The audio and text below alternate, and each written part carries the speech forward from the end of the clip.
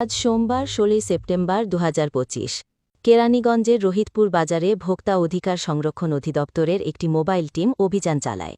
এ সময় baby ice cream নামের একটি কারখানাকে কোনো অনুমোদন ছাড়াই দীর্ঘদিন অস্বাস্থ্যকর পরিবেশে ভেজাল আইসক্রিম বানানোর অভিযোগে ৩ লাখ টাকা জরিমানা করে সিলগালা করা হয়।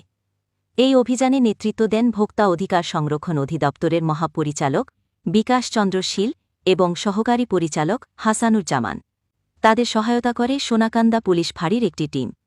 বিকাশচন্দ্র শীল সাংবাদিকদের জানান, প্রতিষ্ঠানটি প্রায় ১৫ বছর ধরে কোনো অনুমতি ছাড়াই বিভিন্ন প্রকার আইসক্রিম তৈরি করছিল।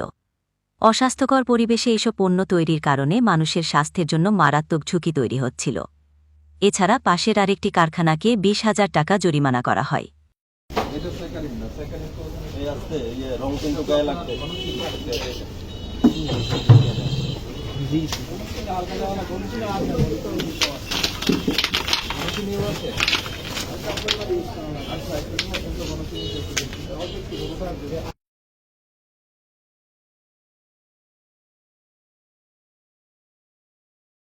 বিমান টিকিট, ভিসা প্রসেসিং।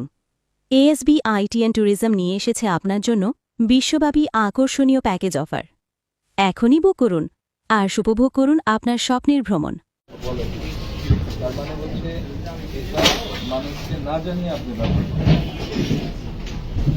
কিছু কিছু আইটেম তো আমরা ইউজ করি, সবগুলো তো ব্যবহার করবেন। মিষ্টি মালে কিছু যেমন চিনি, glucose, vegetable fat, citric acid, stabiliser, mineral spare, বিশুদ্ধ পানি, অনুমোদিত কালার আর ফ্লেভার সবগুলো ইউজ করি। এটাই মিষ্টি আর কি, চিনির মধ্যে পড়ে।